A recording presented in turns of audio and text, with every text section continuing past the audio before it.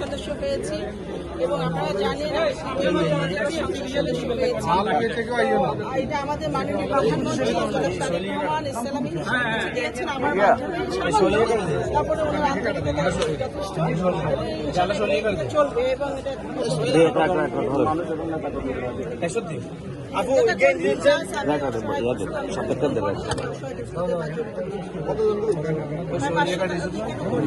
আমরা দেখেছি শহীদ পরিবারের কিছু আসে, আপনারা কি তাদেরকেও এভাবে ইসলামী উপহার দিয়েছেন? সেটা আমি আমার পক্ষ থেকে আমি যতটুকু সহযোগিতা আচ্ছা, কতজন হবে আপনার এই যে তাদেরকে যে দিলেন, তাদের যে একটা সারা, তাদের অনুভূতি, তাদের যে ভালোবাসা নিলেন, এই ক্ষেত্রে আপনার কাছে কেমন?